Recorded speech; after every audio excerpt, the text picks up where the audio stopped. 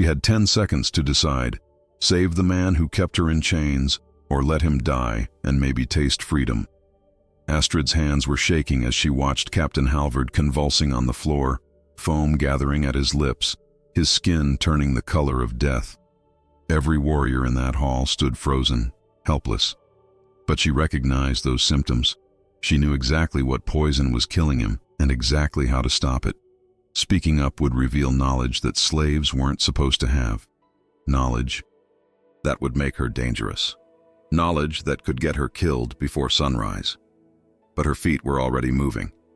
And the moment her knees hit that floor, the moment she touched him and whispered the truth everyone else had missed, everything changed. Because in Viking culture, saving someone's life creates a debt that can never be repaid with silver or gold. A debt that transcends everything, even the line between slave and free. Halvard owed her his life now, and that debt was about to drag both of them into a war neither of them wanted, against enemies hiding in plain sight, where one wrong move could destroy them both. What Astrid didn't know was that Halvard wasn't poisoned by accident. Someone close to him, someone he trusted completely, had decided he needed to die. And now that she'd saved him, now that she'd made herself visible, that same person had a new target. Because some people will burn down everything to protect their secrets. And Astrid had just stumbled into the deadliest secret of all. The wooden bowl slipped from Astrid's trembling fingers, and she watched it shatter against the stone floor of the longhouse kitchen. 8 years. 8 winters she'd moved through this place like smoke, invisible to everyone except when they needed something carried, scrubbed, or mended. And now, staring at Captain Halvard's convulsing body through the doorway of the great hall, she knew with absolute certainty that if she opened her mouth, if she spoke the truth, burning in her throat, her own life would end before the next sunrise. His skin had turned the color of spoiled milk. Foam gathered at the corners of his lips while his fingers clawed at his throat, desperate for air that wouldn't come.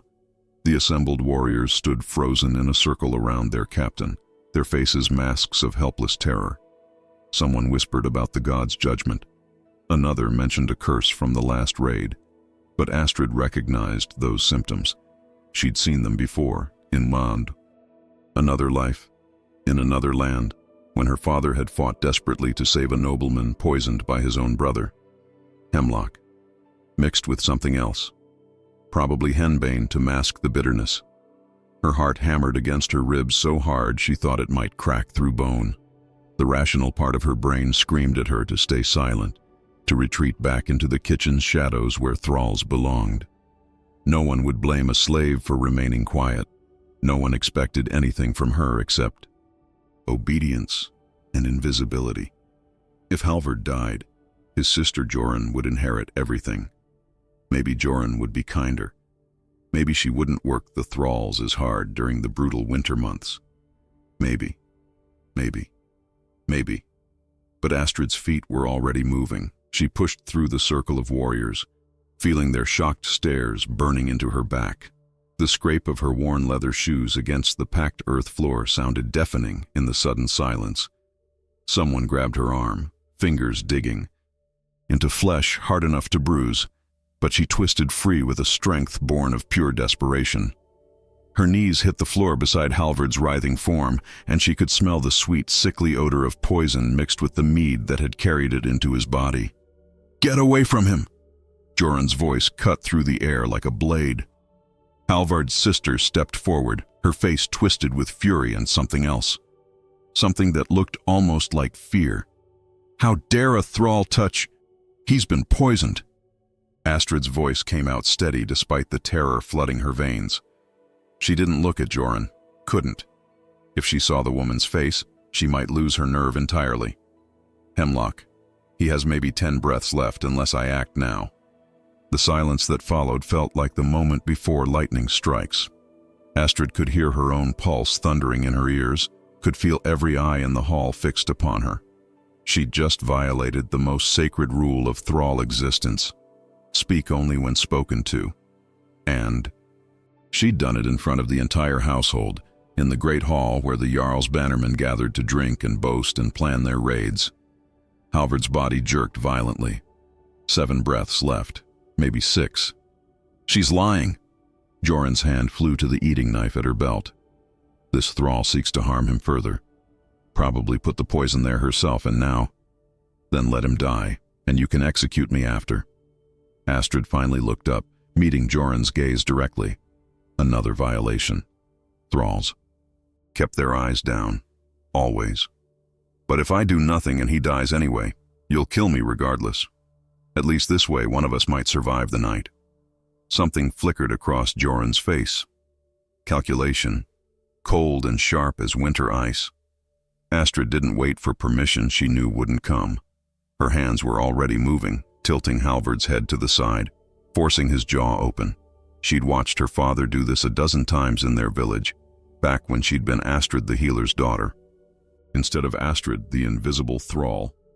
Back when she'd had a name that meant something beyond girl, fetch water, or you, scrub the floors. The trick was to purge the stomach without letting the victim choke. She pressed hard on his abdomen, feeling the resistance of tense muscle beneath her palm. His eyes rolled back, showing whites that had turned slightly yellow. 4 breaths, maybe 3. Someone bring me charcoal from the forge. Now! She barked the order like she had any right to. Command. And to her shock, she heard footsteps running. And clean water. Not from the drinking barrel, from the well outside. Halvard vomited. The stench was overwhelming, acidic and wrong. Good. Better out than circulating through his blood.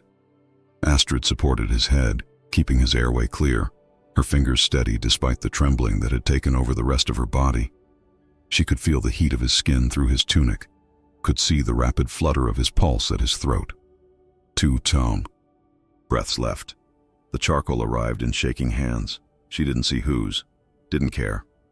She ground it between her palms, mixing it with the well water someone else thrust at her, creating a black slurry that would bind to whatever poison remained in his gut. Her father's voice echoed in her memory, patient and calm. Charcoal is the god's own cleanser, daughter. It takes the bad and makes it harmless. But her father was 8 years dead, killed in the same raid that had brought her here in chains. She forced the mixture past Halvard's lips, massaging his throat to make him swallow. His body fought her, convulsing, trying to reject everything. But she held firm, whispering words in Irish that she hadn't spoken aloud since the day they'd dragged her onto their longship. Words her mother had sung. Prayers to saints these Northmen didn't believe in. 1 breath, then another, and another. The color began returning to Halvard's face, slowly, like dawn breaking over a frozen fjord. His breathing steadied. The convulsions eased. The hall remained silent except for the crackle of the central fire and the sound of Astrid's own ragged breathing. She became aware suddenly of how close she was to him, how her hands rested on his chest, feeling the strong beat of his heart beneath her palms. How every person in this hall had just watched a thrall save their captain's life, using knowledge that thralls weren't supposed to possess, knowledge that made her dangerous. Halvard's eyes opened, blue as summer sky, clearer than they had any right to be after coming so close to death. They focused on her face with an intensity that made her want to look away, to remember her place, to become invisible again. But it was too late for that now. You. His voice came out rough, damaged. Who are you? Such a simple question, such an impossible one to answer. She was no one. Property. A thing that scrubbed pots and mended nets and disappeared into shadows. But she'd just saved his life, and in doing so, she'd destroyed the careful invisibility that had kept her safe for 8 long years. Joran's hand was still on her knife. The warriors' faces showed a mixture of awe and suspicion. Someone muttered about witchcraft, another about dark Irish magic. Astrid felt the weight of their stares, felt the future splitting into paths she couldn't predict. Would they thank her? Kill her for knowing too much? Torture her to reveal where she'd learned such skills? She opened her mouth to answer Halvard's question, but before she could speak, Joran's voice rang out, cold and sharp. Brother, this thrall has bewitched you. She must have poisoned you herself to then play the hero. It's an old trick of the Irish slaves. We should Silence. Halvard pushed himself up on one elbow, his gaze never leaving Astrid's face. No one who wished me dead would have touched me at all. She could have watched me die and claimed ignorance like everyone else in this hall. The accusation hung in the air, and Astrid watched several warriors shift uncomfortably. He was right. They'd all stood frozen while their captain choked. Only the worthless Irish thrall had moved. Halvard's hand, still trembling slightly, reached up and closed around Astrid's wrist. Not violently, not with a master's grip, but with something else, something that made her pulse spike with an entirely different kind of fear. "What's your name?" he asked again, softer this time. Astrid. The word felt strange on her tongue. No one had asked her name in 8 years. "My name is Astrid." "Well, Astrid." He struggled to sit fully upright, waving away the warriors who rushed to help him. His eyes held hers with an expression she couldn't decipher. "It would seem I owe you my life, and a debt like that's not something a man can simply walk away from." The implication in his words sent ice down her spine. In Viking culture, a life debt was sacred, unbreakable. It transcended social hierarchy, transcended everything. But surely he didn't mean... Joran's face had gone white. "Brother, you can't possibly..." I said silence. There was steel in Halvard's voice now, the tone of a man who commanded longships and led warriors into battle. He looked at his sister, and something unspoken passed between them. Something dark and complicated that Astrid couldn't begin to understand. "We will discuss this later. All of it." 3 days passed before Halvard summoned her to the Great Hall, and in those 3 days, Astrid learned what it meant to be truly hated. The other thralls stopped speaking when she entered the kitchen. They turned their backs when she reached for bread, forcing her to wait until they'd taken their portions first. Ragna, an older Danish woman who'd been captured 15 years ago, spat at Astrid's feet and hissed a single word: "Traitor." Astrid understood. She'd broken the unspoken code. Thralls survived by remaining invisible, by accepting their place in the order of things. She dared to be seen, dared to demonstrate value beyond menial labor. In doing so, she'd reminded every free person in the household that slaves were human beings with knowledge and skills. That realization made masters uncomfortable, and uncomfortable masters made life dangerous for everyone in chains. But it was the free women whose hatred cut deepest. Sigrid, the Jarl's daughter who'd been promised to Halvard since childhood, had appeared at the longhouse the morning after the poisoning. Astrid had been scrubbing the Great Hall's floors when Sigrid swept in, surrounded by handmaidens, her blonde hair elaborately braided with silver threads that caught the morning light. She was beautiful in the way northern women were beautiful, tall, fair-skinned, with eyes like chips of ice. Those eyes had found Astrid on her knees with the scrub brush, and something cold and calculating had flickered across Sigrid's perfect face. "So this is the Irish thrall everyone's talking about." Sigrid's voice carried across the hall, meant to be heard by everyone present. "The one who supposedly saved our dear Halvard's life." Astrid had kept her eyes down, kept scrubbing, but her hands had started shaking, water slopping over the edge of the bucket. "Look at me when I speak to you." She'd had no choice. She'd raised her eyes to meet Sigrid's, and what she saw there made her blood run cold.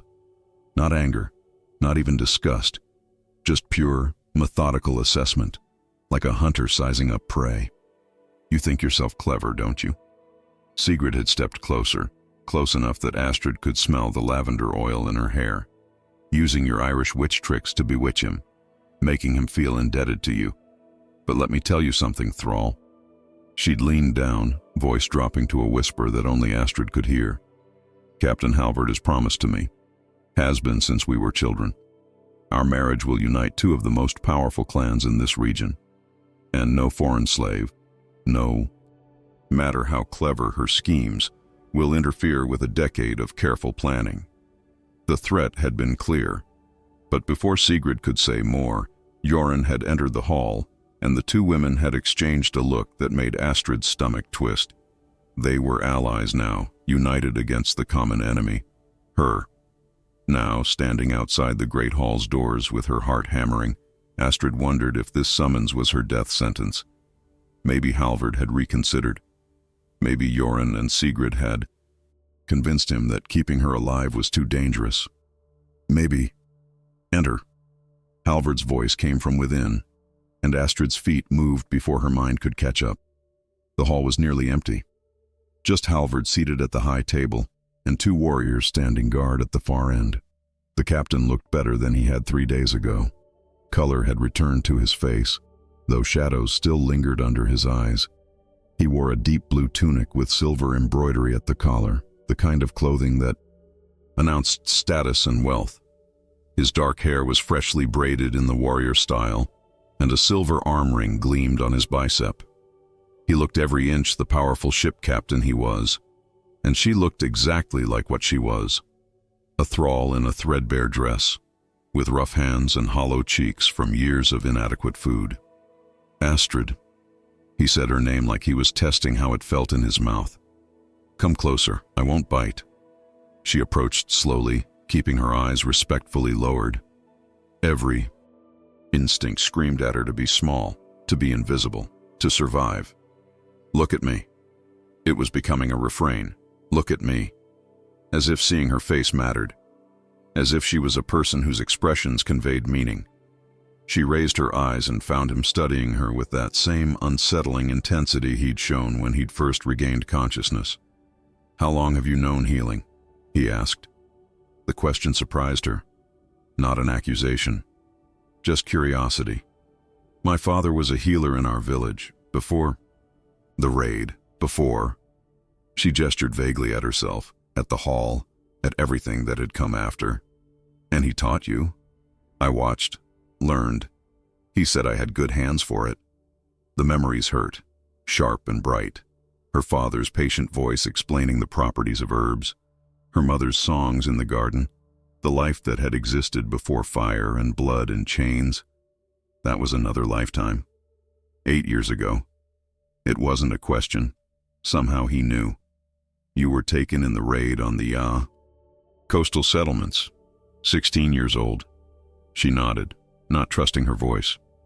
Halvard was silent for a long moment, his fingers drumming against the table's scarred wood. I wasn't on that raid. I was in Francia, trading. But I've heard the stories. It was brutal. Brutal. Such a small word for the day her world had ended. For watching her father cut down defending their home. For her mother's screams as the longhouse burned. For the months on the slave markets, passed from hand to hand like livestock, until finally ending up here. Why did you save me? Halvard's voice pulled her back to the present. You could have let me die. My sister would have inherited. She might have treated you better than I have. You had everything to gain and nothing to lose by staying silent. It was the same question she'd been asking herself for 3 days. The truth was complicated, messy, human. I don't know, she admitted. Maybe because I'm tired of watching people die when I know I could help. Maybe because even after 8 years I'm still my father's daughter and he taught me that healing isn't something you withhold. Or maybe... She paused, surprised by her own honesty. Maybe because you're one of the few people in this household who's never struck me. His jaw tightened. Is that what passes for kindness in your world? Not being beaten? In my world, Captain, that's everything. The silence that followed felt heavy with things unsaid. One of the guards coughed. Somewhere. Outside, a dog barked, the normal sounds of the household continuing, oblivious to the fact that everything was about to change. I owe you a life debt.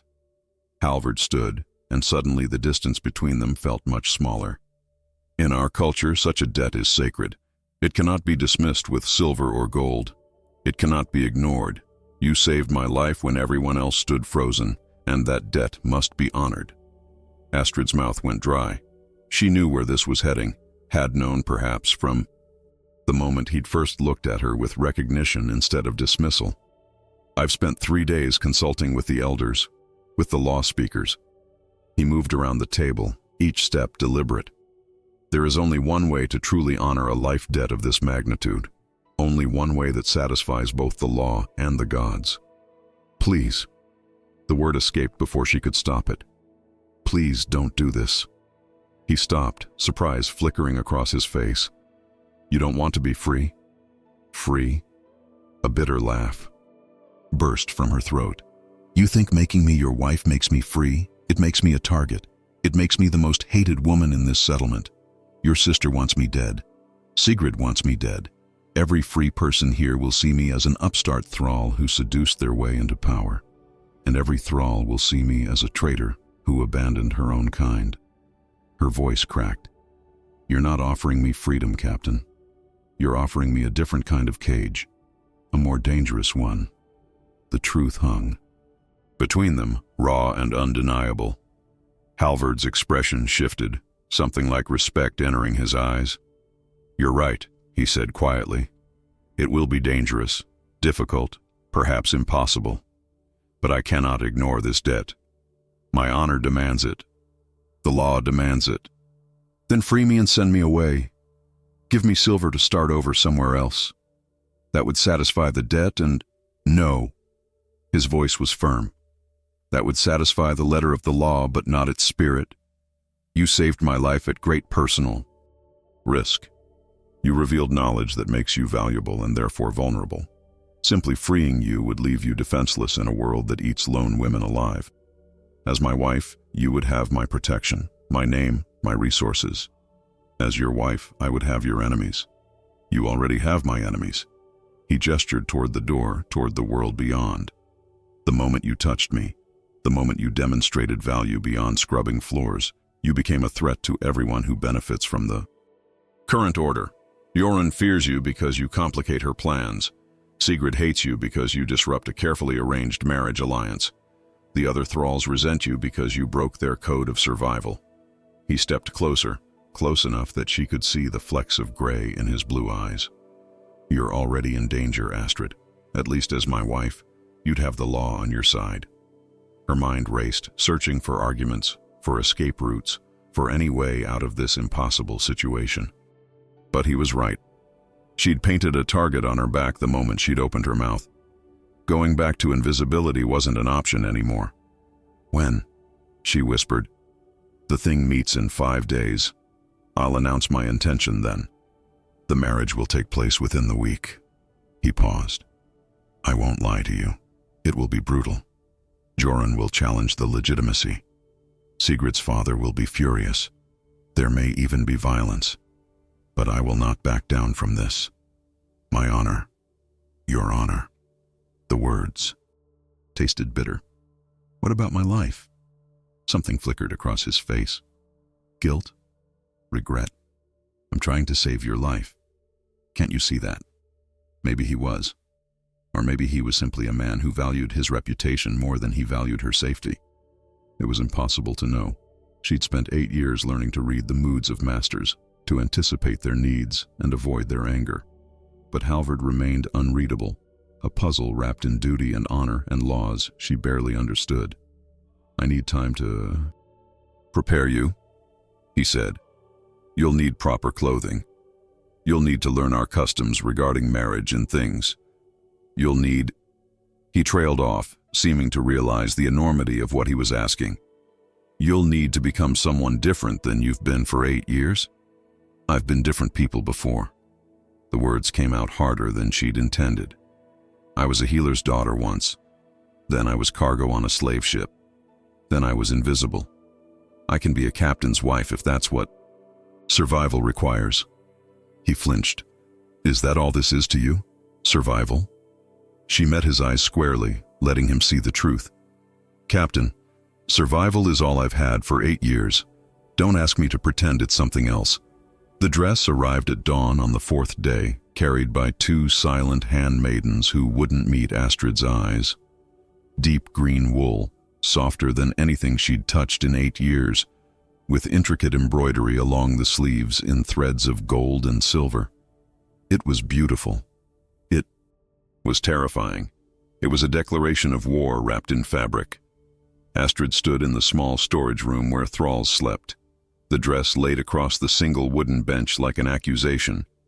The other women had already left for morning chores, but their hatred lingered in the air like smoke. Someone had torn her sleeping pallet during the night. Someone else had stolen her water ration. Small cruelties that whispered a single message. You're not one of us anymore, and you're not one of them either. Put it on. Joran's voice from the doorway made Astrid's spine stiffen. Halvard's sister stood framed in morning light, her face carefully neutral, but her eyes burned with something that looked like barely controlled fury. My brother insists you look the part for the thing. Can't have his future wife appearing in rags, can we? The sarcasm dripped like poison. Astrid turned slowly, keeping her hands relaxed at her sides despite the urge to clench them into fists. You tried to kill him. The words came out before she could stop them. The hemlock. It was you.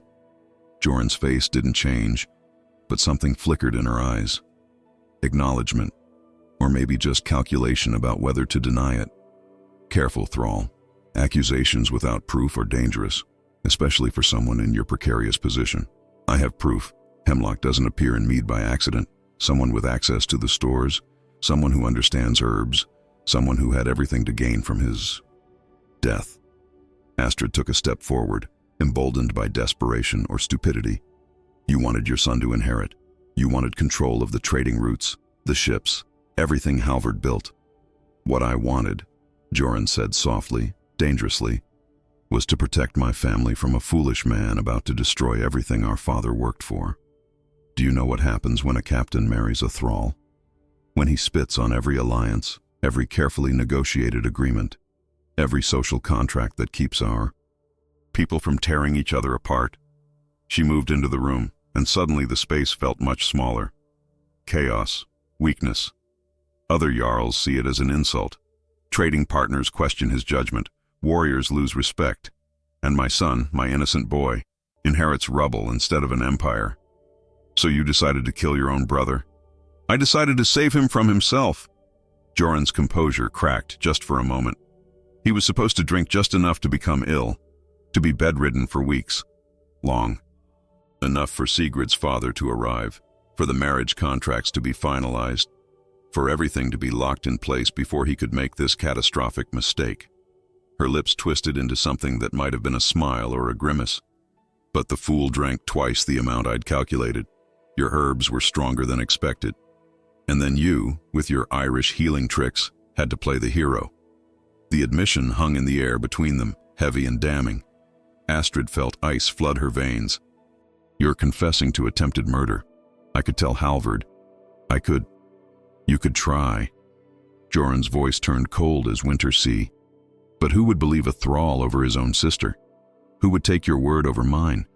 You, who conveniently had the knowledge and the opportunity to save him. They'd say you poisoned him yourself to create this very situation, to trap him with a life debt. She leaned closer, her breath hot against Astrid's face. In fact, that's exactly what I'll tell the thing. If you open your mouth. And they'll believe me, because I'm a free woman of good family, and you're nothing but foreign chattel with delusions of grandeur. The trap was perfect, elegant, brutal. If Astrid spoke, she'd be accused. If she stayed silent, she'd be complicit. Either way, Joran held all the power. Why tell me this?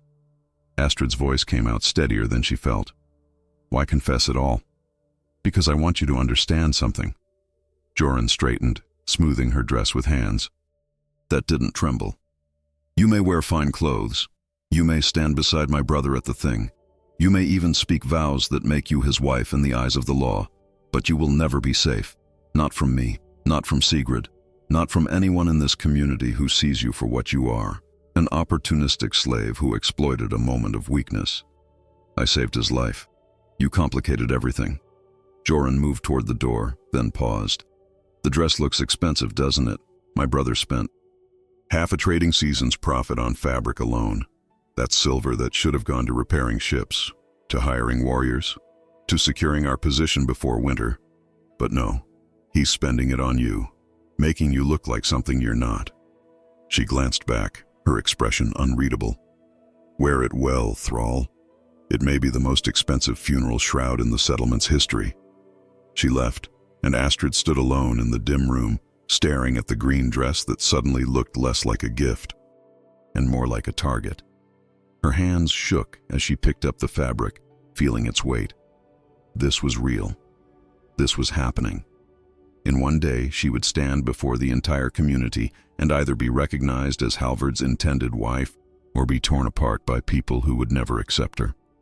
The door opened again, and Astrid spun, expecting Jorun's return. But it was Ragna, the old Danish thrall, carrying a wooden comb and a small clay pot. The woman's face was hard, weathered by 15 years of bondage, but something in her eyes wasn't quite hatred. "I'm supposed to help you prepare." Ragna's voice was rough as gravel. "Captain's orders, though I'd sooner spit on you than braid your hair." "Then why are you here?" Ragna set down the comb with more force than necessary. "Because I remember what it's like, the first time they make you into something you're not. The first time they dress you up and parade you around like you're special." Her jaw clenched. "I was 14 when a Jarl's son decided he wanted me. Gave me fine clothes too, called me his concubine instead of his slave, made me think I mattered. But you know what I learned?" She grabbed Astrid's arm, fingers digging in. "You're still property, just better dressed property. And the moment you stop being useful or entertaining, you go right back to being nothing." Astrid pulled free, rubbing her arm. "Is that supposed to comfort me?" "It's supposed to wake you up." Ragna's expression softened just slightly. "You think Halvard's offering you a fairy tale? Love and protection and happily ever after? He's using you just like everyone else uses us. Maybe he believes his own honor requires this marriage. Maybe he even thinks he's doing you a favor. But you're a tool to him, a way to satisfy his debt and his conscience. You don't know him. I know men." Ragna picked up the comb again, gesturing for Astrid to sit. "I've known 100 of them. They're all the same when you strip away the poetry and the promises. They take what they want and call it destiny or duty or love. And we just survive the best we can." Astrid sat, feeling the older woman's hands begin working through her tangled hair. It had been years since anyone had touched her with anything resembling gentleness. Even if Ragna's words were harsh, her fingers were surprisingly careful, untangling knots with patient precision. "The other thralls hate me now," Astrid said quietly. "Of course they do. You broke the code. You reminded the masters that we're human, that we have skills and knowledge and value beyond our backs and our hands. You made us all visible, and visible slaves are dangerous slaves." Ragna's comb hit a particularly stubborn tangle, and she worked it free with steady pressure. "But I'll tell you something else. Some of them are also hoping you succeed. Hoping that maybe, just maybe, one of us can climb out of this pit, even if it means leaving the rest behind. I never wanted this. Doesn't matter what you wanted, it's happening anyway." Ragna began sectioning Astrid's hair for braiding, her movements methodical. "Tomorrow at the thing, they'll try to destroy you. Jorun will bring up every law that says a thrall can't marry a free man. Sigurd's father will rage about broken contracts. The other Jarls will question Halvard's fitness to lead. And you'll stand there, wearing this expensive dress, trying not to look like the terrified girl you are. How do you know all this?" "Because I've seen it. Before. Different circumstances, same result. The powerful close ranks to protect their power. They'll make examples of anyone who threatens the order of things." Ragna's hands stilled for a moment. "But sometimes, very rarely, someone breaks through. Someone strong enough or lucky enough or stubborn enough to force change. Maybe you're that person. Or maybe you're just another thrall about to learn that freedom is a lie we tell ourselves to make the chains easier to bear." The braiding continued in silence. Outside, the settlement was waking up. Astrid could hear the sounds of daily life, axes splitting wood, children laughing, someone singing a work song. Normal sounds. A normal day. Except tomorrow, nothing would be normal ever again. When Ragna finished, she held up a polished bronze mirror, and Astrid barely recognized the woman staring back. Her hair was elaborately braided in the northern style, woven with thin strips of leather. Her face, clean for once, showed high. Cheekbones and eyes that looked too large, too haunted. She looked like someone caught between two worlds, belonging to neither. "There." Ragna set down the mirror. Now you look the part. Captain's intended bride. Almost believable. She moved toward the door, then paused. One more thing. At the thing tomorrow, when they attack you, and they will attack you, don't defend yourself. What? Let Halvard defend you. Let him prove that his honor matters more than their disapproval. If you fight back, you prove you're aggressive, scheming, exactly what they accuse you of being. But if you stand there with dignity, quiet and composed, you make them look like bullies attacking a defenseless woman. You make Halvard look like a hero protecting what's his. Ragna's expression was unreadable. It's the only weapon you have. Use it. She left, and Astrid sat alone with her reflection, wearing a dress worth more than her life, about to walk into a battle she didn't know how to fight. Somewhere. In the longhouse, Halvard was preparing his own defense. Somewhere else, Jorunn was sharpening her accusations. And in the Jarl's hall, Sigrid was likely planning exactly how to destroy the Irish thrall who dared to steal her intended husband. The morning sun climbed higher, indifferent to the chaos brewing below, and Astrid, dressed in green silk and gold thread, wondered if this was what it felt like to be a sacrifice dressed for the altar. Beautiful, valuable, and utterly doomed. The thing. Ground stretched before her like an execution field. Astrid had never been allowed to attend an assembly before. Thralls remained in the kitchens during these gatherings, preparing food and staying invisible while free people decided laws and settled disputes. But now she walked beside Halvard through the crowd, feeling hundreds of eyes tracking her every step. The green dress that had seemed so beautiful in the dim storage room now felt like a beacon, announcing her presence to everyone who wanted her dead. The assembly ground was a natural amphitheater carved into the hillside, with the law speaker's stone at the center and wooden benches arranged in concentric circles. Every free man and woman in the settlement had gathered, along with visiting jarls and their retinues. Astrid recognized Sigrid immediately, seated in the place of honor beside her father, a massive man with a gray beard and eyes like chips of flint. The young woman wore white, the color of innocence and purity, and her blonde hair was woven with actual flowers despite the late season. She looked like a goddess, like everything a Viking bride should be. Astrid felt like an imposter wearing stolen clothes. "Stay close to me," Halvard murmured, his hand touching the small of her back briefly. "Don't speak unless the law speaker addresses you directly, and no matter what they say, keep your face calm. They'll try to provoke you into showing anger or fear. Don't give them the satisfaction." She nodded, her throat too tight for words. They took their position near the front, and immediately the whispers began. Not even trying to be quiet. Loud enough that every syllable reached her ears. "That's her? The thrall? Irish, I heard. Probably a witch. He's lost his mind. Throwing away Sigrid for that? My husband says she bewitched him. Used some kind of spell." Halvard's jaw tightened, but he kept his eyes forward, fixed on the law speaker who was rising from his seat. The old man's name was Thorsten, and he'd served as law speaker for 30 years.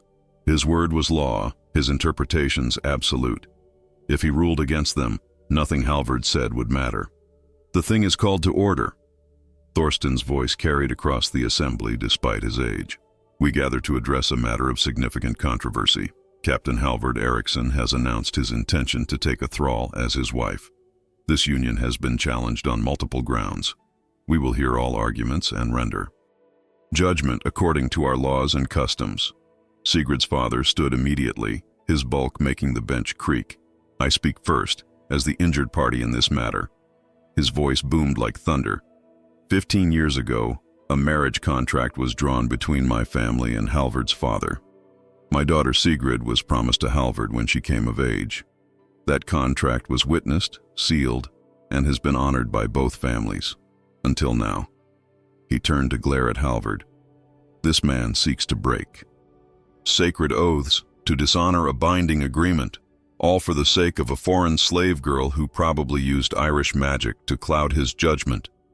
The crowd murmured agreement. Astrid felt their hostility like physical pressure pushing against her from all sides. Her hands wanted to shake, but she forced them still, keeping them clasped loosely in front of her. Calm, composed, Ragna's words echoed, "Let them look like bullies." Halvard stood. "I honor the contract made by my father, but that contract contains a provision that has been conveniently forgotten. It states that the marriage will proceed when both parties are of age and willing, and when no impediment exists that would dishonor either family. There is now an impediment, a life debt." Thorsten leaned forward. "Explain." 10 days ago I was poisoned. I was dying, and every free person in my household stood frozen, watching me choke. This woman, Astrid, recognized the poison and acted. She saved my life using knowledge and courage that no one else possessed. According to our law, I now owe her a life debt. That debt cannot be satisfied with silver or by simply freeing her. It requires recognition of equal standing, which can only be achieved through marriage. "She's a thrall," someone shouted from the crowd. "Thralls don't get equal standing. A life debt transcends social hierarchy," Halvard shot back. "Our laws are clear on this. When someone saves a life, especially at personal risk, the debt must be honored, regardless of the savior's status." Joran rose, and Astrid's stomach clenched. Halvard's sister wore black, the color of mourning, and her face was a mask of concern that would have been convincing if Astrid didn't know the truth. "My brother speaks of life debts and honor," Joran said, her voice trembling just slightly. So perfectly performed. "But he leaves out crucial details. This thrall had access to the kitchens. She had knowledge of herbs and poisons. Is it not possible, even likely, that she poisoned him herself to then play the hero? To create this very situation where he would feel obligated to her?" The crowd erupted. Voices overlapping, accusing, condemning. Astrid felt the weight of their suspicion crushing down on her. This was the trap Joran had warned about. The perfect accusation that couldn't be disproven. "That's absurd," Halvard said, but his voice was nearly drowned out by the commotion. "Is it?" Joran pressed.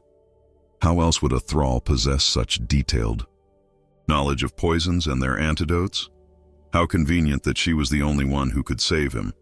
How fortunate that her rescue created an unpayable debt." She turned to face the assembly, playing to the crowd.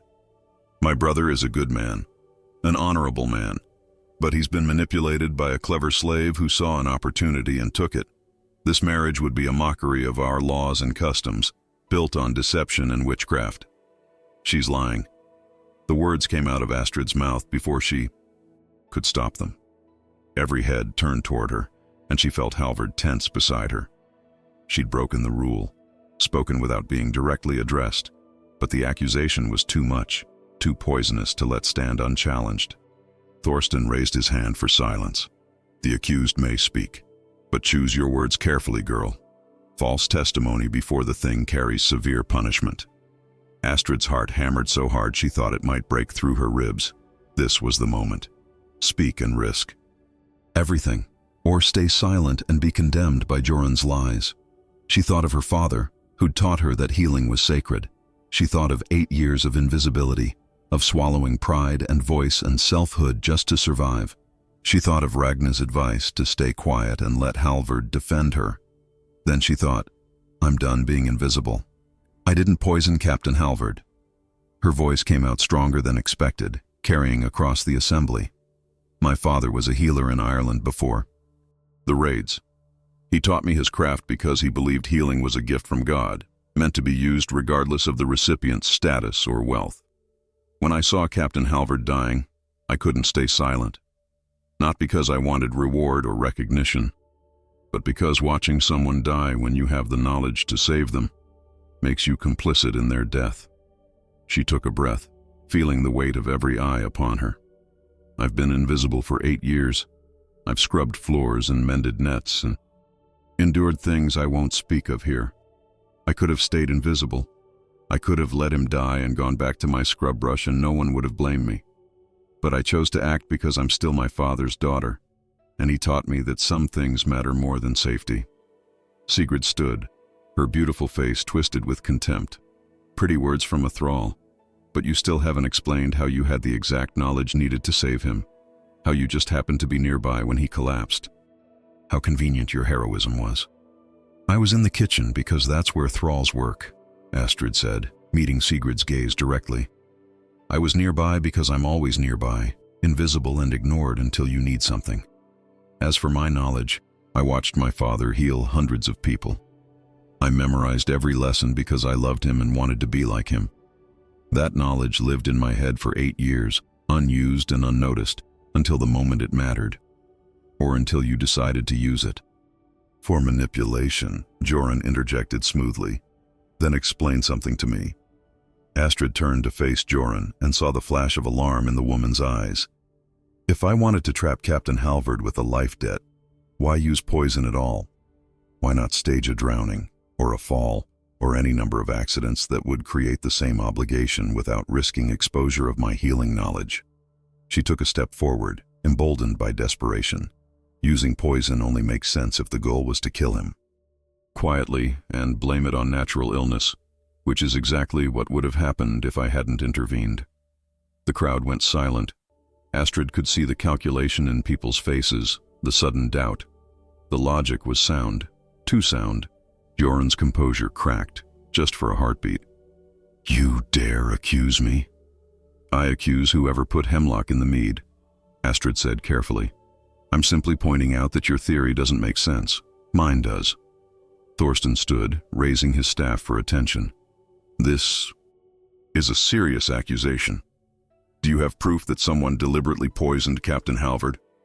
The poison itself is proof. Hemlock doesn't appear in mead by accident. Someone with knowledge and access put it there. Astrid's voice stayed steady despite her racing heart. As for who, I'll let wiser minds than mine determine that. But I know with certainty that it wasn't me, because I was in the kitchens preparing evening meal when Captain Halvard drank from his cup. At least a dozen thralls can testify to my presence there. She was gambling now. Gambling that the other thralls valued truth over their hatred of her. Gambling that someone would speak up. She's right. Ragna's voice, rough and unexpected, came from the edge of the assembly. The old Danish woman stood, looking uncomfortable at drawing attention. The Irish girl was with us all afternoon. Never left the kitchen until we heard the commotion in the great hall. She couldn't have poisoned anything. Another thrall stood. Then, another. One by one, women who hated her confirmed her alibi, because the truth mattered more than their resentment, or maybe because they were tired of being invisible too. Sigurd's father sat down heavily, his face dark with fury, but his argument deflated. Joran remained standing, her expression now carefully neutral, but Astrid could see the wheels turning behind her eyes, recalculating, replanning. Thorsten studied Astrid for a long moment, his ancient eyes sharp despite his age. You saved a man's life. Whether by design or compassion, the result is the same. A life debt exists. He turned to Halvard. And you wish to honor this debt through marriage? I do. Despite breaking a prior marriage contract. The contract contains the provision I mentioned. This life debt constitutes an impediment that makes fulfilling the original agreement impossible without dishonor. Thorsten was silent, stroking his beard. The entire assembly waited, barely breathing. Finally, he spoke. The law is clear. A life debt must be honored. However, this is an unprecedented situation. A thrall elevated to the status of captain's wife disrupts social order and creates complications. He paused. I will allow the marriage to proceed, but with conditions. The conditions were brutal. Astrid would be freed and married to Halvard, but she would hold no property rights for 3 years. She could not inherit if Halvard died. She would have no voice in household decisions until she proved herself worthy of the position. And most devastating, any children born within the first 2 years would be considered illegitimate unless the community voted to recognize them otherwise. They're making you less than a concubine, Ragna said bluntly as she helped Astrid prepare for the wedding ceremony that evening. At least concubines' children have some claim. They're turning you into a legal wife with none of the protections. Astrid sat motionless while the older woman adjusted the bridal crown, a simple circlet of silver that felt heavy as iron. The wedding was happening with almost indecent speed, as if Thorsten wanted it done before anyone could lodge further objections. Sunset ceremony, witnessed by the law speaker, and required number of free men. No feast, no celebration, just the bare minimum to make it legal. Halvard agreed to the terms, Astrid said quietly. He didn't even argue. Of course he didn't. The terms don't hurt him. They only hurt you. Ragna's hands were rough, but efficient, braiding Astrid's hair with strips of white linen. He gets to satisfy his honor, keep his life debt paid, and maintain all his power and property. You get a title that means nothing and protection that's conditional on good behavior. It's still better than being a thrall. Is it? Ragna met her eyes in the bronze mirror. At least as a thrall, everyone knew what you were. Now you're something that doesn't fit anywhere. Too elevated to be one of us. Not respected enough to be one of them.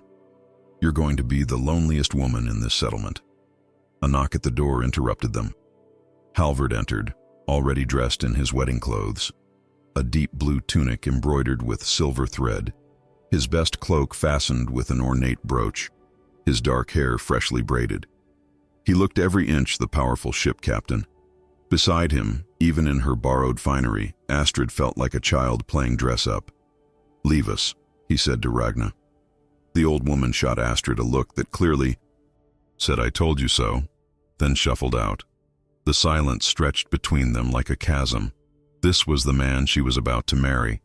This stranger who'd been her master for 8 years, who she'd saved from death, who was now upending both their lives in the name of honor and debt. She knew almost nothing about him beyond his reputation. Fair but firm with his crew, successful in trade, respected by other captains. But his thoughts, his feelings, his true nature, those remained a mystery. "You spoke well at the thing," Halvard said finally. "Better than I expected. You expected me to stay silent. I expected you to follow Ragna's advice. Let me defend you."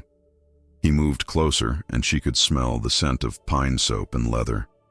"But you defended yourself instead, took them all on directly.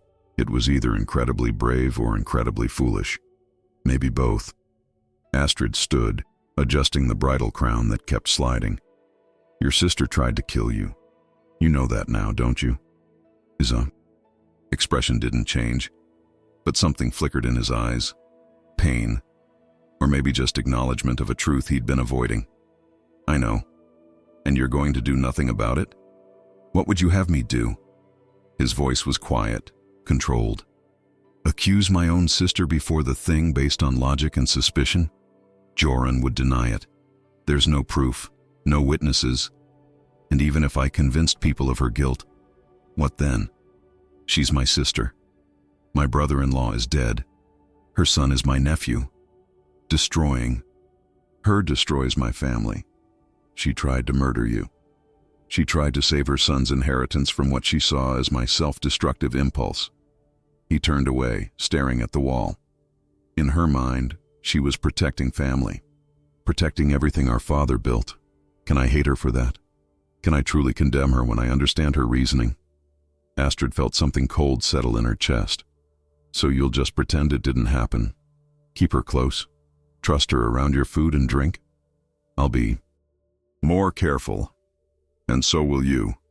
He faced her again, his expression harder now. "Joran isn't the only threat you face. Sigurd's father left the thing furious. He lost a valuable marriage alliance and was humiliated before his peers. Sigrid herself looked at you like she was planning your murder in detail, and every free woman in this settlement sees you as an upstart who stole what wasn't yours. I didn't steal anything. You forced this on me. And yet here we are." He stepped closer, close, enough that she had to tilt her head back to meet his eyes. "In a few hours, you'll be my wife. You'll share my home, my bed, my life.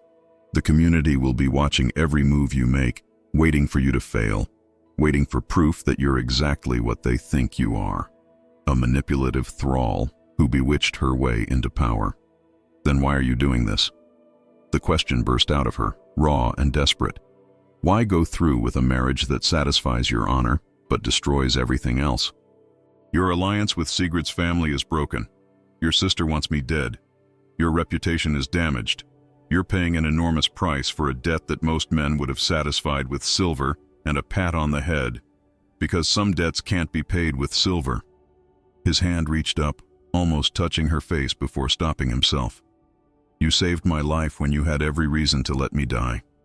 You revealed your value knowing it would make you vulnerable. You stood before the thing and spoke truth, even when silence would have been safer. That kind of courage, that kind of integrity, it deserves more than coins and empty thanks. It deserves a forced marriage neither of us wants. It deserves recognition." His voice softened. "You asked me once what your name was. For 8 years no one cared. You were just thrall or girl or nothing at all. But now everyone knows your name. Astrid, the Irish healer who saved the captain. The woman brave enough to defy expectations. That's worth something, isn't it?" She wanted to argue, to tell him that recognition without safety was meaningless. But there was something in his expression, something genuine that made her pause. Maybe he truly believed he was helping her. Maybe his honor wasn't just about satisfying debt, but about correcting an injustice. Or maybe he was just a man trying to do right in a system that made right impossible. "I'm afraid," she admitted quietly, "not of the marriage, not even of your enemies, but of losing myself again. I was invisible for so long that I forgot who I was beyond survival. And now I'm supposed to be someone else entirely. And I don't know if I can do that without losing whatever pieces of myself I've managed to keep." Halvard was silent for a long moment. Then, unexpectedly, he smiled. Not the formal expression he wore in public, but something real and almost sad. "I don't want you to be someone else. The woman who saved my life, who stood before the thing and refused to be silenced. Who speaks truth even when it's dangerous, that's who I'm marrying. Don't lose her trying to become what others think you should be. Even if being her makes your life harder. Especially then." He reached for her hand and she let him take it. His palm was calloused from years of rope and oar, warm and solid. "I won't lie and promise this will be easy. It's going to be brutal. You'll face hatred and exclusion and constant scrutiny. But you won't face it alone. Whatever else this marriage is, it's a partnership. Your enemies are my enemies. Your battles are my battles. And your sister? She's your enemy too now." His jaw tightened. "Joran made her choice. She'll live with the consequences. And if she makes another attempt on either of us, blood relation won't save her. I promise you that." A knock at the door signaled that it was time.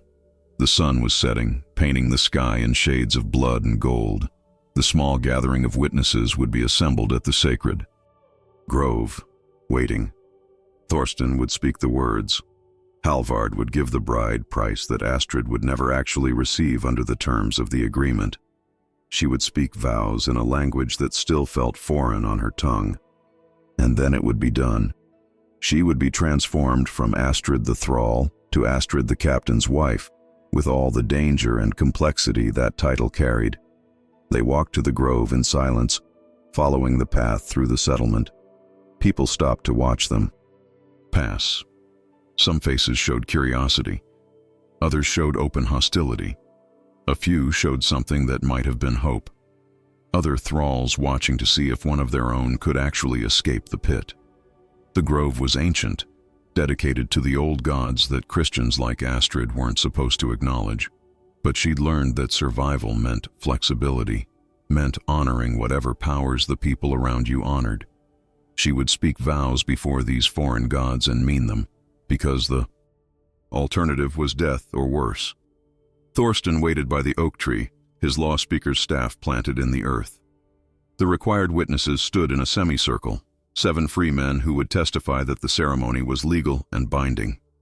Joran was among them, her face carefully neutral. Astrid wondered if she was already planning the next attempt. If tonight's mead would carry poison. If the bridal bed would be safe or just another battlefield. "We are gathered to witness the joining of Halvard, Eriksson, and Astrid of Ireland," Thorsten began, his voice carrying through the grove. "This union is unusual but lawful, born of debt and honor. Let any who object speak now or hold their peace." The silence was heavy with unspoken objections, but no one spoke. Whatever they thought, whatever they felt, they would not challenge the law speaker's ruling publicly, at least not yet. The ceremony proceeded with mechanical efficiency. Halvard gave the bride price, a small purse of silver that went directly to Thorsten as holder of the settlement's treasury under the marriage terms. Astrid repeated words in Norse that she'd practiced phonetically, pledging loyalty and partnership. Halvard's vows were firmer, clearer, a promise of protection and provision that sounded almost defiant, as if he was daring anyone to question his choice. "By the power granted to me as law speaker, I declare this union bound by law and witnessed by gods and men," Thorsten concluded. "What has been joined here cannot be separated except through legal dissolution or death." It was done. Astrid was no longer a thrall. She was a wife. The reality of it hit her like a physical blow, leaving her dizzy and unsteady. Halvard's hand found hers again, squeezing once. Solidarity or possession, she couldn't tell which. As they turned to walk back to the longhouse, Astrid caught Jorun's expression. The woman's face was still neutral, still carefully controlled, but her eyes promised violence, promised that this victory was temporary, that the real battle was just beginning. And somewhere in the crowd of witnesses, Sigrid watched with a smile that never reached her eyes. The first month of marriage taught Astrid that there were prisons far more sophisticated than chains. She woke each morning in Halvard's private chamber, a luxury she'd never imagined as a thrall. The bed was soft, filled with down and furs that kept the autumn cold at bay. She ate at the high table instead of in the kitchen. She wore dresses that other women envied. On the surface, her life had transformed completely, but she was more trapped than she'd ever been. Every morning she felt the weight of hostile stares as she entered the great hall. Conversations would die the moment she appeared, replaced by cold silence. Women who'd once ignored her now watched her every movement with predatory attention, waiting for mistakes. Free women whispered loud enough for her to hear, "Look how she walks, like she owns the place. Did you see her touching the silverware? Probably doesn't even know how to use it properly. I heard she still eats with her fingers when she thinks no one's watching." The worst part was that some of it was true. 8 years of slavery had stripped away the manners her mother had taught her. She had to relearn how to behave at a high table, how to speak to free people as an equal, how to carry herself with confidence instead of the perpetual hunch of someone expecting a blow. Every day was performance, exhausting and endless. Halvard tried to help in his own way. He corrected her gently when she made mistakes, taught her the subtleties of Norse social customs, defended her when criticism became too vicious. But he was often gone, managing his ships and trade routes, leaving her alone in a household that barely tolerated her presence. The real war, however, was being waged in shadows. It started with small things. Her clothes would go missing from the washing, only to reappear, torn or stained beyond repair. Food served to her would be oversalted or undercooked, while everyone else's meal was perfect. She'd find her personal items moved, hidden, sometimes destroyed. Nothing she could prove was deliberate, nothing she could report without sounding paranoid. Then the rumors began. Someone spread word that she'd been seen meeting secretly with a traveling merchant, implying infidelity. The story was absurd, easily disproven, but it planted seeds of doubt. Another rumor claimed she'd struck a thrall in anger, showing her true cruel nature. Also false, but whispered widely enough that people began to believe it. Each lie was crafted carefully, designed to erode her credibility bit by bit. Astrid knew who was behind it. Jorun moved through the household like a spider in her web, never directly attacking but orchestrating everything from a distance. She was too clever to be caught, too careful to leave evidence, but Astrid could feel her presence in every malicious act, every cruel rumor, every small cruelty designed to break her spirit. The breaking point came on the 28th day of her marriage. Astrid had been working in the herb garden, one of the few places she found peace. Halvard had given her permission to cultivate healing plants, recognizing that her knowledge had value. It was her sanctuary, a space where she could work with her hands and remember her father's teachings. She'd spent weeks preparing the soil, carefully planting. Seeds saved from the kitchen stores, nurturing each fragile sprout. She returned from the morning meal to find it destroyed. Every plant had been ripped from the ground and scattered. The carefully prepared beds were trampled. Weeks of work obliterated in minutes. And in the center of the destruction, driven into the earth like a grave marker, was a knife with a scrap of cloth tied to it. The cloth was green, the same shade as her wedding dress. The message was clear. You don't belong here. You never will. Astrid stood among the ruins of her garden, feeling something crack inside her chest. She'd endured the hostile stares, the whispered insults, the deliberate sabotage. But this felt different. This was personal. This was someone saying that even the small corner of peace she'd carved out for herself wasn't allowed. They found your weakness. Ragna's voice came from behind her. The old thrall approached slowly, surveying the damage with knowing eyes. Your garden. The one thing that made you happy here, so they destroyed it. Who? Astrid's voice came out strangled. Does it matter? Could have been Joran's orders. Could have been Sigrid paying someone. Could have been any of the dozen free women who hate you. The result is the same. Ragna knelt, picking up a trampled seedling with surprising gentleness. They want you to break. Want you to either lash out in anger so they can point and say, see, she's just a violent thrall after all. Or want you to collapse in tears so they can say, see, she's too weak for this position. Then what am I supposed to do? Astrid wanted to scream, to rage, to find whoever did this and make them pay. But Ragna was right. Any visible reaction would be used against her. You rebuild. Ragna set down the seedling and met Astrid's eyes. Tomorrow morning you come out here and you start over. You replant every single seed. You prepare new beds. You act like this didn't happen, like it was just a minor setback. And you smile while you do it. She stood, brushing dirt from her hands.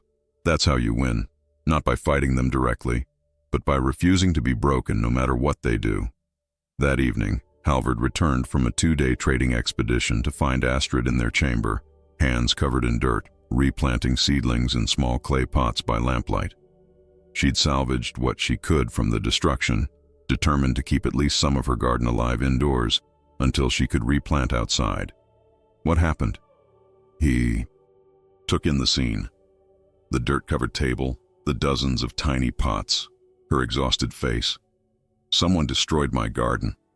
She kept her voice level, emotionless. All of it. Every plant I'd been growing. His expression darkened. Who? I don't know. No witnesses. No proof.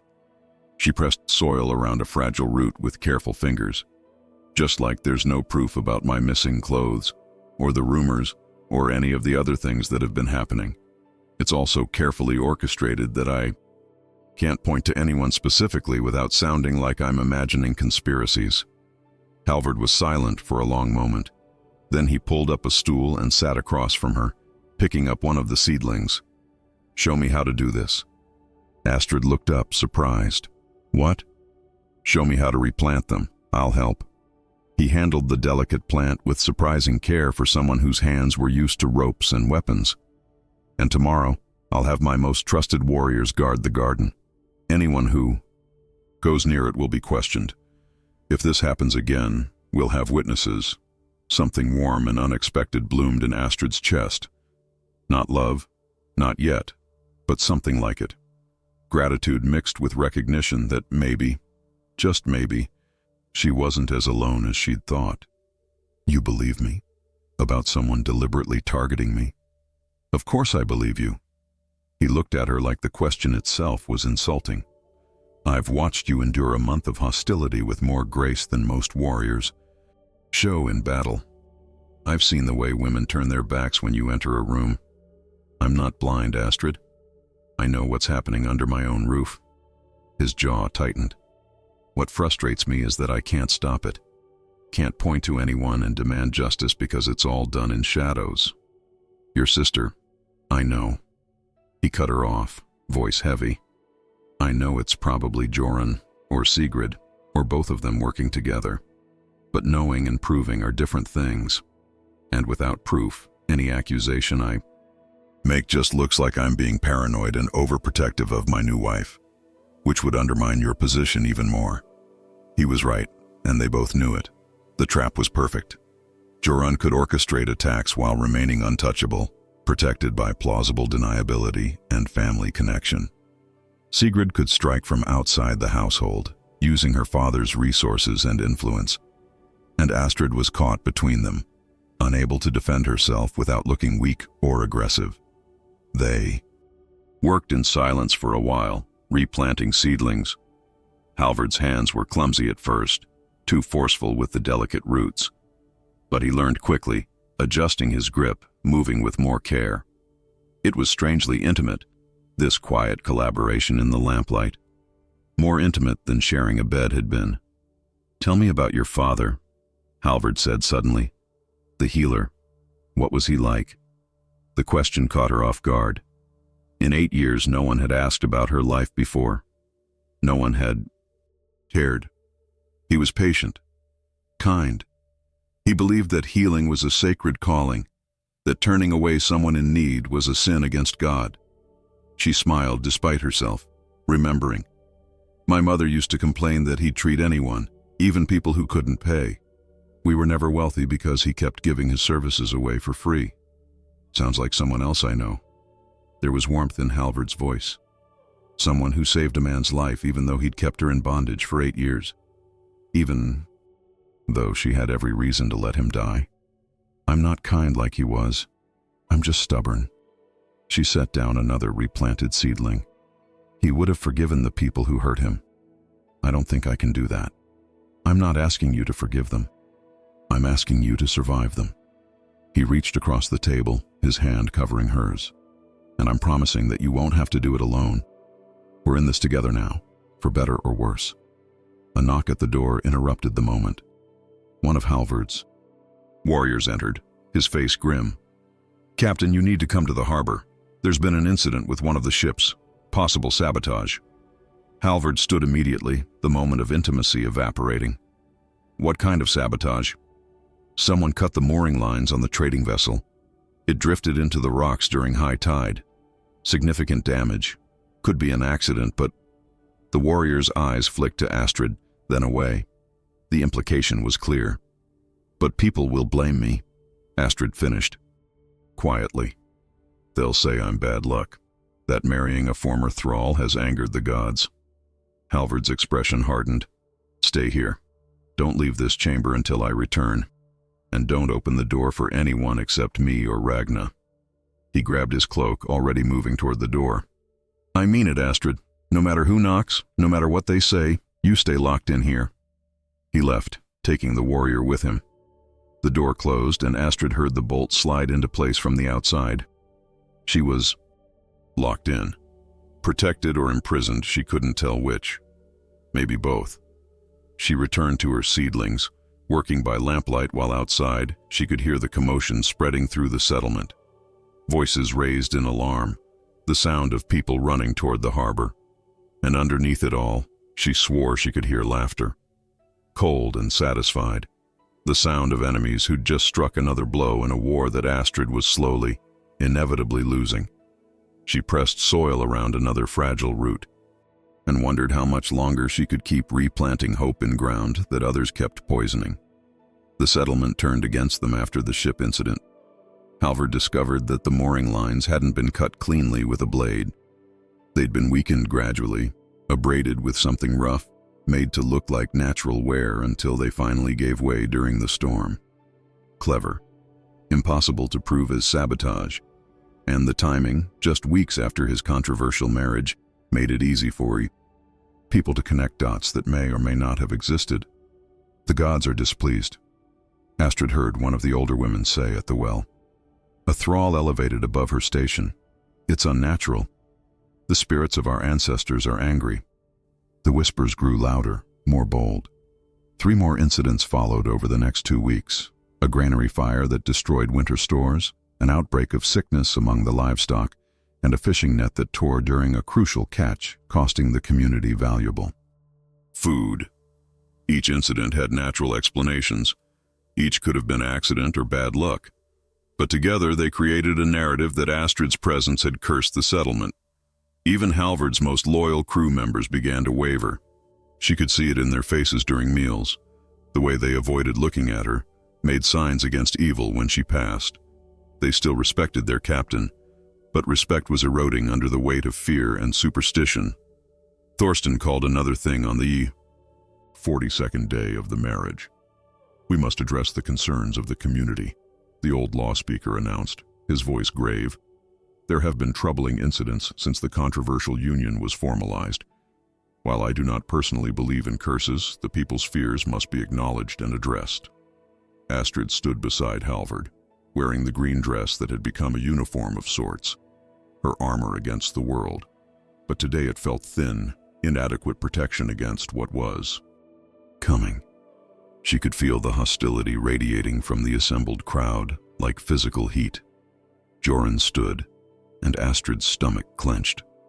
Halvard's sister had been quietly waiting, letting events unfold, building her case through circumstance rather than direct accusation. Now she was ready to strike.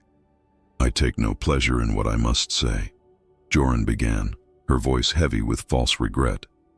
"My brother's honor demanded he repay his life debt. I understand that, but we cannot ignore what's happening. Since this marriage, our community has suffered loss after loss. Ships damaged, stores burned, livestock sickened. These are signs that cannot be dismissed." "Signs of what?" Halvard demanded. "Bad luck? Difficult seasons? These things happen. Not with this frequency, not with this timing." Joran's gaze swept across the assembly, playing to the crowd. "I propose we consult the vulva. Let her read the signs and tell us if the gods are truly displeased." The vulva was the settlement's seeress, an ancient woman who lived on the outskirts and claimed to commune with spirits. Astrid had never seen her, but she'd heard the stories. The vulva's word carried weight, considered divinely inspired. If she declared Astrid cursed, no amount of law or logic would save her. "Absolutely not," Halvard said flatly. "We're not putting my wife on trial based on superstition and the ravings of—" "Careful, brother." Joran's voice was soft, dangerous. "That's the vulva you're about. To insult the woman who blessed our father's ships, who predicted the great storm that saved our fleet from ambush. Show proper respect." Thorsten raised his staff. "The vulva's wisdom is valued in this community. If Joran requests consultation, the law permits it. However," he looked at Astrid, "the accused has the right to be present and to speak in her own defense." "I'll do it." Astrid's voice came out stronger than she felt. "I have nothing to hide. Let the vulva examine me." Halvard turned to her, alarm clear in his expression. "Astrid, no. These consultations can be manipulated. If Joran has already spoken to the vulva, already planted ideas, then it doesn't matter whether I agree or refuse. The verdict is already decided." She met his eyes, willing him to understand. "At least this way, I face my accusers directly. At least I get to speak." The vulva's dwelling sat at the edge of the settlement, half buried in the hillside like a badger's den. Smoke rose from a hole in the roof, carrying the scent of burning herbs that made Astrid's head swim. The crowd followed at a distance, excited and nervous like children watching something forbidden. Inside, the dwelling was dim and close, lit by oil lamps that cast writhing shadows. The vulva herself was ancient beyond measure, her face so wrinkled that her features seemed to fold in on themselves. But her eyes were sharp, disturbingly alert, tracking Astrid's every movement as she entered. "The Irish woman," the vulva said, her voice like wind through dead trees. "The one who disrupts the natural order." "I've disrupted nothing," Astrid said, keeping her voice respectful but firm. "I saved a man's life. That's all." "Is it?" The vulva gestured for Astrid to sit on the packed earth floor. "Or did you see an opportunity and take it? Did you poison the captain yourself, then play the hero?" "No." Astrid met the ancient woman's gaze directly. I've been accused of that already, and it was proven false. I was nowhere near the mead when it was poisoned. Proven by thralls who might lie for you. Proven by circumstantial testimony. The vulva began pulling items from leather pouches, bones, stones, dried herbs. But the spirits don't lie. They see truth that mortals hide. Let us consult them. She cast the bones onto a cloth marked with strange symbols. Astrid watched, her heart hammering. She didn't believe in Norse magic any more than the vulva probably believed in Christian miracles. But truth didn't matter. Only perception. If the vulva declared her cursed, the community would demand action. The vulva studied the bones for a long moment, her gnarled fingers tracing patterns in the air above them. The crowd outside pressed closer, straining to see. Halvard stood at the threshold, his hand on his sword hilt, ready to intervene if things went wrong. The bones speak of disruption, the vulva intoned, of old orders breaking, of change that frightens those who benefit from stability. She looked up at Astrid with those unsettlingly sharp eyes. But disruption is not always evil. Sometimes it is necessary. Sometimes the gods themselves send disruption to force growth. Jorunn pushed forward. That's not what we need to know. Is she cursed? Does she bring misfortune? I'm not finished. The vulva's voice cracked like a whip, and Jorunn fell silent. The misfortunes plaguing this settlement do not originate with the Irish woman. The bones show me something else. Something closer to home. She swept the bones back into her hand, cast them again. Betrayal, poison, family turned against family. The source of corruption sits within the household, not outside it. Astrid felt her breath catch. Was the vulva actually seeing truth? Or was this some elaborate game with rules she didn't understand? What are you saying? Halvard stepped fully into the dwelling, his presence filling the small space. Speak clearly. The vulva's eyes fixed on him. Your life debt is legitimate. The Irish woman saved you from death, and that death was meant. Someone close to you, someone trusted, put poison in your cup. The same someone who now orchestrates misfortune and blames it on an innocent woman to cover their own guilt. That's ridiculous. Jorunn's voice was too loud, too defensive. This vulva is obviously compromised, probably paid by... Choose your next words carefully. Thorsten interrupted, his voice cold. Accusing the vulva of corruption is a serious charge. Do you have proof? Jorunn's mouth opened, then closed. She was trapped by the same mechanism she'd used against Astrid. Accusation without proof was dangerous, and the vulva's reputation was older and more established than Jorunn's. The vulva stood with surprising agility for someone so ancient. She approached Astrid, peering into her face with those unnerving eyes. You carry guilt, child. I see it in your spirit. But not guilt for the things they accuse you of. What do I feel guilty about? Astrid whispered, drawn in despite herself. Surviving when others didn't. Being saved when your family was slaughtered. Living while your father and mother died. The vulva's voice softened. That guilt is a chain you've carried for 8 years. But it's not your burden to bear. You survived because you were meant to survive. For this moment. For the changes you will bring. Tears burned behind Astrid's eyes. She'd never spoken of that guilt to anyone. Barely acknowledged it to herself. How did this ancient woman see so clearly into her heart? The spirits have spoken, the vulva announced to the crowd. The Irish woman is not cursed. She is not the source of misfortune. She is a catalyst for change, and change always frightens those who profit from the old ways. She turned her sharp gaze on Jorunn. Seek the true source of corruption within your own walls. The answer is closer than you think. Thorsten nodded slowly. The vulva has spoken. The consultation is concluded. Astrid, wife of Halvard, is cleared of suspicion of bringing curse or misfortune to this settlement. The crowd murmured, some disappointed, others relieved. Jorunn's face had gone white, her composure finally cracking. She'd gambled on the vulva, supporting her accusations, and lost spectacularly. Now she stood exposed, not explicitly accused, but heavily implied as the source of the settlement's troubles. As they left the vulva's dwelling, Halvard pulled Astrid aside. How did she know? About your family? About the guilt you carry? I don't know. Astrid was still shaken. Maybe she really does have some kind of sight, or maybe she's just very good at reading people. Either way, she saved me today. No. Halvard's expression was intense. You saved yourself.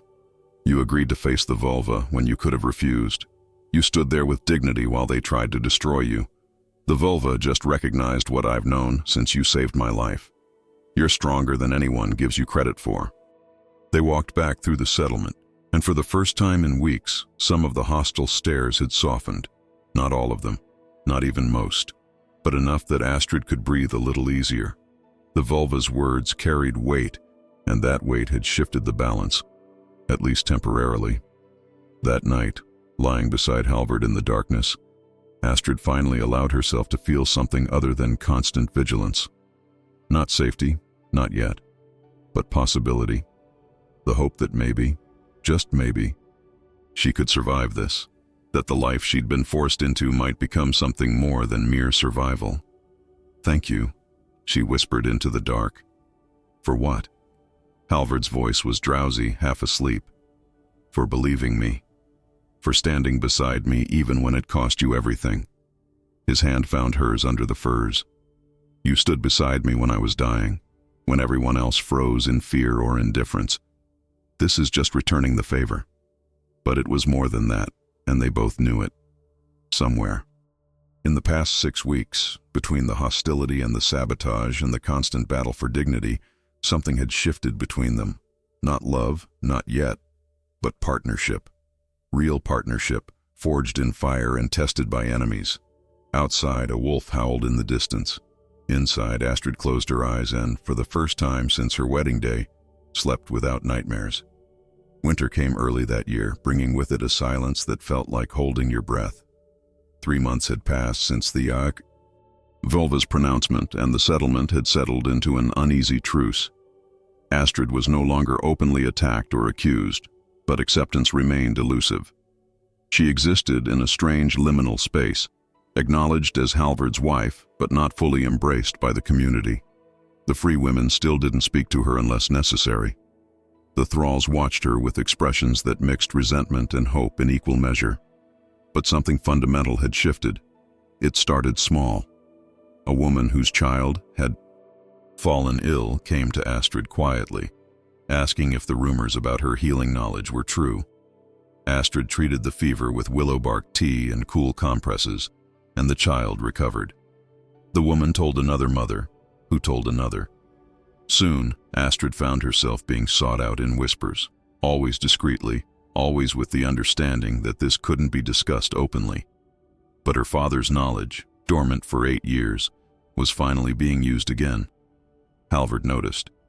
He said nothing directly, but he began leaving her alone more often, giving her space to do this quiet work. And when one of his crew members developed an infected wound that wouldn't heal, he publicly asked Astrid to treat it. The man recovered, and gradually the wall of hostility began to crack. Joran had withdrawn into cold silence after the vulva incident. She no longer orchestrated obvious sabotage, but her hatred remained palpable. She moved through the household like a ghost, present but separate, her eyes following Astrid with unreadable calculation. Halvard had confronted his sister privately after the vulva's pronouncement, and whatever was said between them left Joran subdued but unrepentant. "She's planning something," Astrid told Halvard one evening as they prepared for bed.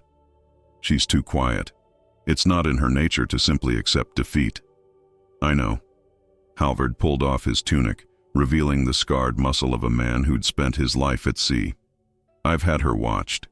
She meets occasionally with Sigrid, but nothing concrete. No evidence of conspiracy. Just 2 bitter women nursing their grievances. That's what worries me." Astrid sat on the edge of the bed, braiding her hair for sleep. Joran is most dangerous when she's patient, when she waits for the perfect moment. She was right to worry. The perfect moment came with the first deep snow, when the mountain passes closed and the settlement was effectively cut off from the outside world until spring. Winter was, when communities turned inward, when old tensions had nowhere to go, but deeper. It was also when Astrid discovered she was pregnant. She'd suspected for weeks but hadn't spoken of it, terrified of what it meant. A child born in the first 2 years of marriage would be considered illegitimate under the Thing's conditions. Her son or daughter would have no inheritance rights, no legal standing. The child would be as much an outsider as Astrid herself. Halvard found her vomiting behind the longhouse one morning, her body finally betraying the secret she'd been trying to keep. He knelt beside her, holding her hair back with surprising gentleness, and when she finally stopped heaving, he asked the question she'd been dreading. "How long have you known?" 6 weeks, maybe 7. Her voice was hoarse, exhausted. "I kept hoping I was wrong." "Why?"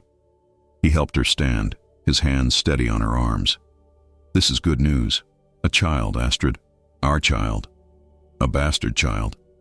The bitterness in her voice surprised even her. "A child with no legal rights because the community decided I needed to prove myself worthy first. A child who will be treated the same way I was treated, as something less than fully human." Halvard's expression darkened. "No, I won't allow it.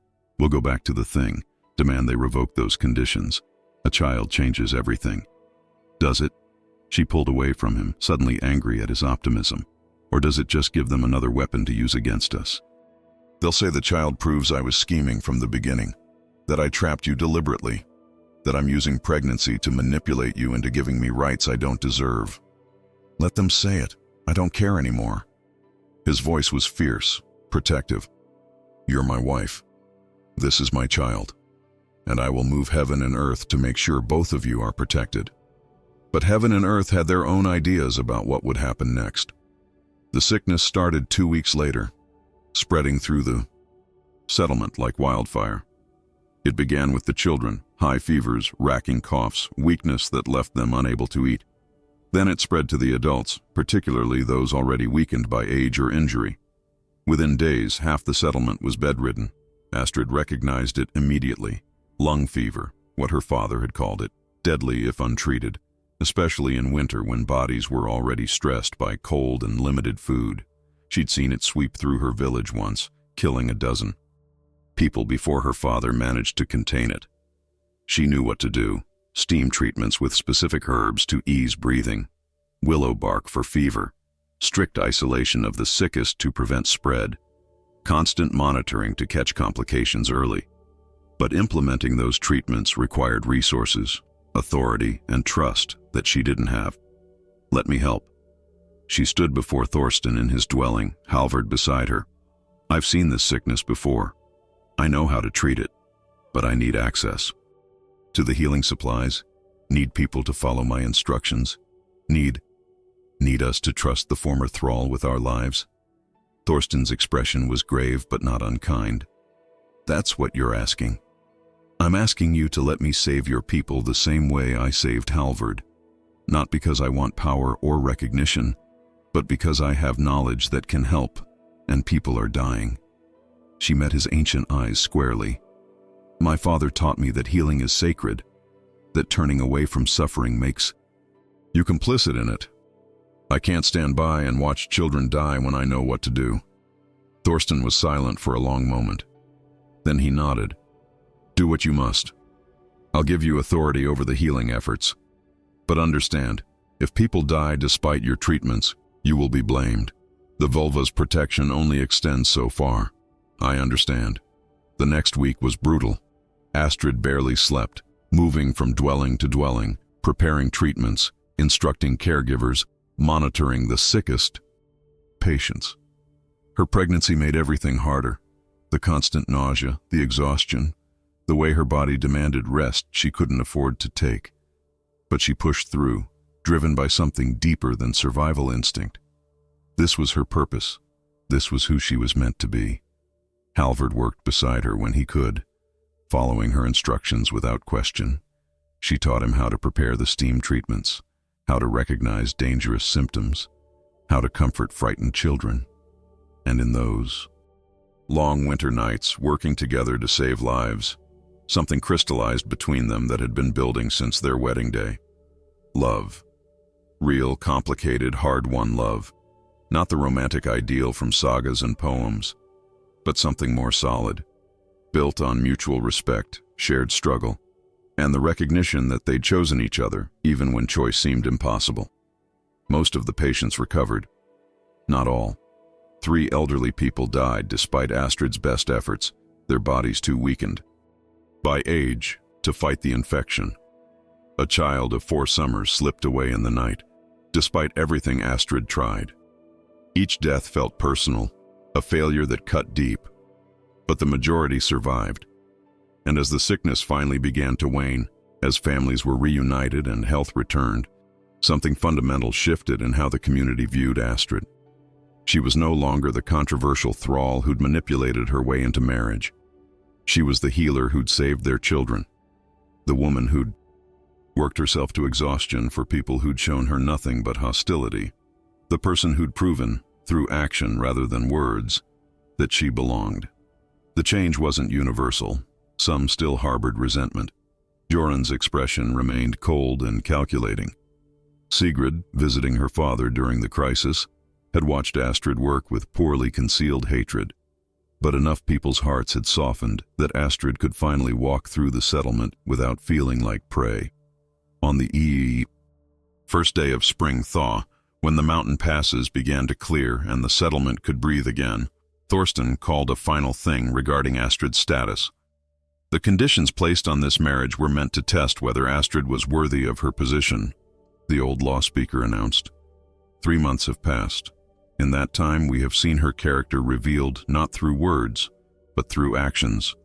She has healed our sick, saved our children, worked tirelessly for a community that gave her little reason to care.